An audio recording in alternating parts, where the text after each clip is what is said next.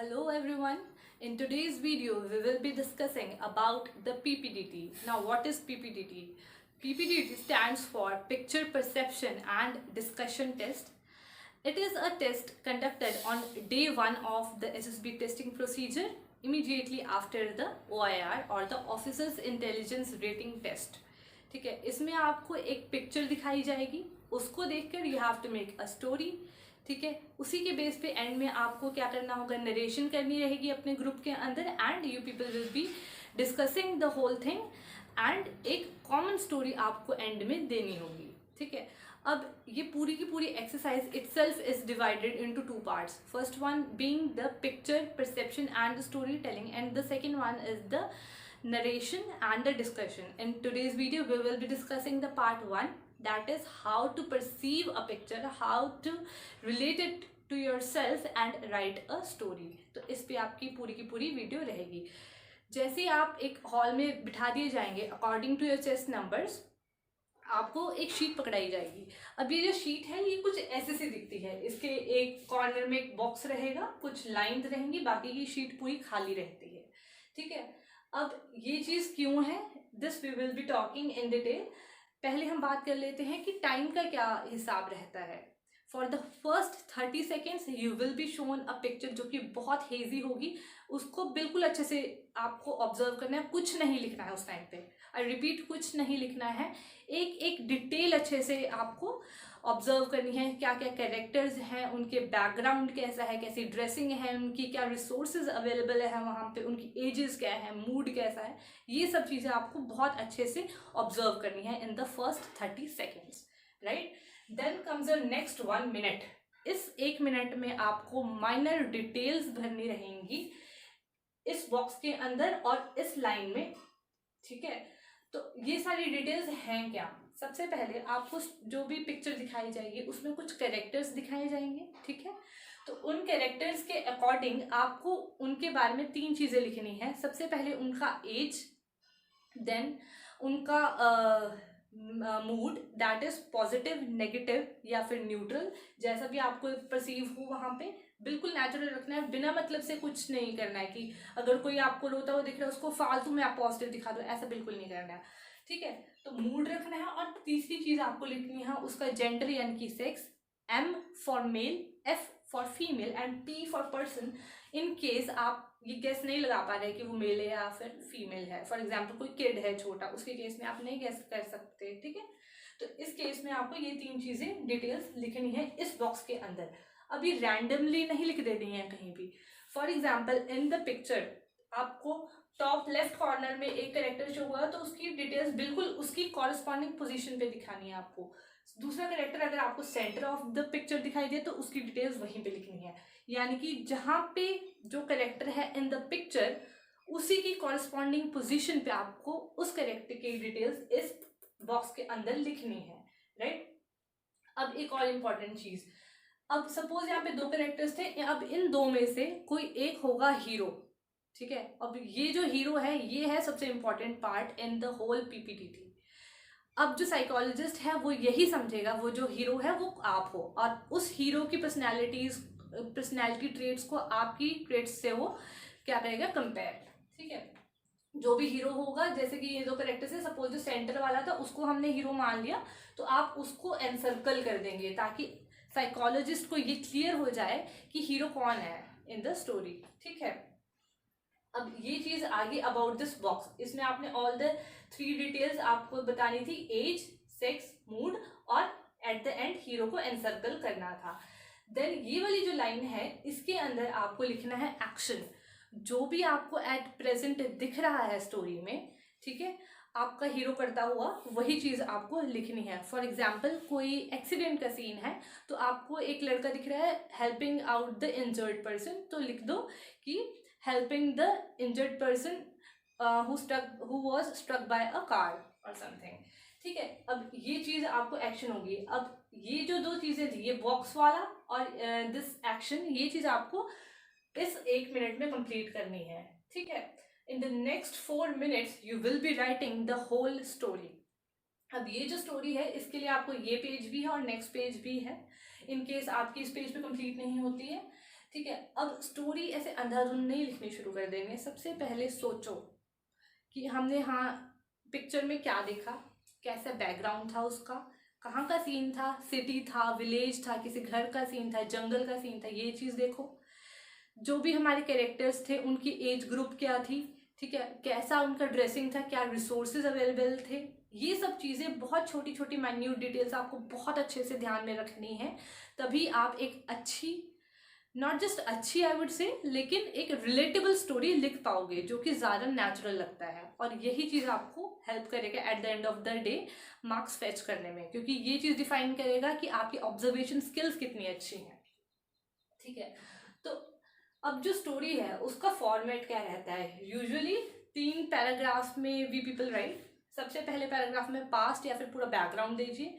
Second paragraph में you have to write the present actions performed, and the third paragraph में जो भी outcome या फिर फ्यूचर रहेगा वो चीज़। ठीक है, फॉर एग्जाम्पल हम वही एक्सीडेंट वाला सीन ले लेते हैं। तो इस केस में जो हमारा हीरो है उसका कुछ भी आपको डिटेल्स बतानी रहेंगी, जो भी उसका नाम है, एज है, एंड जो भी वो उसका प्रोफेशन और समथिंग। फॉर एग्जाम्पल उस केस में I take Rohini as the name. Rohini is a 24 years old girl studying in XYZ college, and one day returning back from the college, she encountered a person hit by a car who was walking on the road. ठीक है, अब ऐसा सा उसको कुछ scenario दिखता है। तो ये चीज़ होगी आपकी बैकग्राउंड, जो कि आपने फर्स्ट पैराग्राफ में लिख दिया। Keep it brief as possible, क्योंकि इस पे आपको इतना नहीं जोर देना, टाइम वेस्ट भी नहीं करना इस पे। सबसे ज़्यादा इंपॉर्टेंट है आपका सेकेंड पैराग्राफ, जो कि आपके एक्शंस को एक्चुअल में डिफाइन करेगा, because the actions speak louder than words at last, right. तो आपको इस चीज़ पे ध्यान देना, और इसी के बेस पे आपकी सारी की सारी इवेल्युएशन है in the case of story. तो प्रेजेंट केस में उसने कैसे उसको टैकल किया, उसको एक वेल स्ट्रक्चर्ड फॉर्म में आप 4 to 5 जितने भी आपको स्टेप्स लगे उसमें लिख दो, and limited to near about 5 to 6 lines, इतना आपका काफ़ी रहेगा। अब फॉर एग्जांपल वही हम सेम एक्सीडेंट वाला सीन देख लेते हैं। इसमें आप कोई भी रैंडम 5 स्टेप्स आप देख सकते हैं। फॉर एग्जांपल सबसे पहले उसने फर्स्ट एड देने की ट्राई की with the help of her dupatta और something, called for help from the people around. ठीक है, उसके अलावा उसको उसका आईडी कार्ड चेक किया और उसके घर पे इन्फॉर्म कर दिया कि ऐसे ऐसे आपका बंदा जो है he has got injured. At the same time she called for ambulance as well. ठीक है, और उसने अपने खुद के घर पे भी इन्फॉर्म कर दिया कि I will be coming late, ऐसा सा कोई एक्सीडेंट रास्ते में हो गया and I am helping out. तो ऐसे से एक प्रॉपर सिस्टमैटिक वे में you have to write this second paragraph. अब फ्यूचर में क्या लिख सकते हैं आप? फ्यूचर में आप लिख दो कि हाँ they people reached hospital well with in time, उसका ट्रीटमेंट भी हो गया अच्छे से बंदे का, and he and his family thanked her for the initiative she took, and well with in time वो घर भी पहुंच गई, क्योंकि उसने पहले से बता रखा है तो उसको डांट भी नहीं पड़ी। ठीक है, तो ये जो स्टोरी हुई तो इसमें बहुत चीज़ें आपको ध्यान रखनी पड़ेंगी। सबसे पहले हाउ रिस्पॉन्सिबल यू आर। कोई चीज़ आपको ऐसे रास्ते में चलते हुए दिख गई, फॉर एग्जाम्पल किसी का एक्सीडेंट हो गया, आप ऐसे मुंह नहीं फेर लिया आपने उससे, राइट। आपने एक responsible like human being I would say होने का यहाँ पे प्रूफ दिया है कि यस किसी को कोई इंजर्ड है, आपने उसको फर्स्ट एड भी दिए, लोग जो आपके सराउंडिंग में है आपने उनकी भी हेल्प ली। ऐसे नहीं कि खुद को ही हीरो समझने लगे कि I will be doing it all bye my self. ठीक है, तो आपने लोगों की हेल्प भी ली, ये चीज़ भी आपकी यहाँ पे दिखेगी। और उसके अलावा आपने प्रॉपर सिस्टमैटिक ऑर्गेनाइज्ड फॉर्म में पूरे स्टेप्स लिए हैं। देन आप इतने रिस्पॉन्सिबल हो कि आपने अपने घर पे भी इन्फॉर्म किया कि I will be getting late. ऐसे नहीं कि आप खो ही गए कि आपने प्रॉब्लम ही सॉल्व करनी, अपने घर जाना ही नहीं है। तो एक प्रॉपर सिस्टम में आपने पूरी की पूरी स्टोरी लिख दी। अब there are some dos and don'ts in the case of writing a story. सबसे पहले प्रॉब्लम जब तक आपको पिक्चर में नहीं दिख रही है, do not create it all on your own, right. अगर आपको पिक्चर में कुछ दिख ही नहीं रहा है कि कोई दिक्कत है, फॉर एग्जाम्पल 2 फ्रेंड्स बैठे हुए हैं, these people are eating and drinking things, right. तो यहाँ पे से फालतू में मत बनाओ ना कि पड़ोस के घर में आग लगी है, ठीक है, एकदम से कोई चोर आ गया है, ऐसा क्यों बनानी है? प्रॉब्लम मत क्रिएट करो, just keep it as simple as possible. अब दिख रहा है कि वो दीज पीपल आर एंजॉइंग, तो ठीक है ऐसा सब कुछ बना दो कि अभी रिसेंटली लाइक 2 मंथ्स के उनकी प्रिपरेशन थी, उन्होंने एग्ज़ाम्स उनके ख़त्म हुए हैं और बहुत अच्छे तरीके से उन्होंने एग्ज़ाम अपने अटेम्प्ट किए एंड फ्यूचर में आप दिखा सकते हो कि उनका रिजल्ट बहुत अच्छा आया। तो these people are like enjoying कि अभी एग्ज़ाम ख़त्म हुए हैं। तो ऐसा सा कुछ आप स्टोरी में बना सकते हैं, ठीक है। बिना मतलब से नेगेटिविटी लाना स्टोरी में, इट शोज़ कि आप पॉजिटिव चीज़ में भी नेगेटिविटी ला सकते हैं। तो ये चीज़ बहुत ही बुरी है, साइकोलॉजिस्ट इसको बहुत गंदी तरीके से जज करते हैं, ठीक है। अब second thing is feel the situation and the obvious mood. अब पीपल से कि हाँ हम स्टोरी लिखें कैसे, हमें समझ नहीं आ रहा, हाउ टू राइट, 4 मिनट ही तो हैं। It's nothing like that. जो भी आपको स्टोरी दिख रहा है ना, उसमें एक को हीरो मान लो और जस्ट थिंक कि you are standing at his और हर प्लेस, राइट। और उसी के अकॉर्डिंग आपको रिएक्ट करना है। बिल्कुल नेचुरल रखो कि आप उसकी जगह पे होते तो how would you react, right. और जो चीज़ ऑब्वियस मूड है ना, उसको मत चेंज करो। अगर कोई रोता हुआ दिख रहा है, सपोज एक डेथ सिनेरियो है, ठीक है, वहाँ पे यू कांट से कि हाँ दे वर लाइक न्यूट्रल और हैप्पी। अब ये तो दिख रहा है कि वो नेगेटिव मूड है, तो इसको इसकी एंडिंग करने की कोशिश करो स्लाइटली लाइक न्यूट्रल वे में, लेकिन उसको इग्नोर मत करो, ठीक है। टैकल इट अकॉर्डिंगली, लेकिन don't ignore the obvious mood जो दिख रहा है, ठीक है। देन कम्स योर एक्शंस और रिसोर्सेज, इसको बहुत तरीके से आपको यूज़ करना है। ये चीज़ आपकी शो करता है कि कितनी अच्छी आपकी ऑर्गेनाइजेशन स्किल्स हैं एंड कितने आपकी मतलब रिसोर्सफुलनेस, ठीक है। आप अपने आसपास के लोगों को, अपने आसपास की चीज़ों को कितने अच्छी तरीके से यूज़ कर सकते हैं। तो use as much things as possible shown in the picture, ठीक है। Then comes your imaginary characters. या इमेजिनरी कैरेक्टर्स या लोग कैसे, how can we inculcate like new characters into the story. जब दिख रहा है 2 बंदे हैं तो तीसरा क्यों डालना है?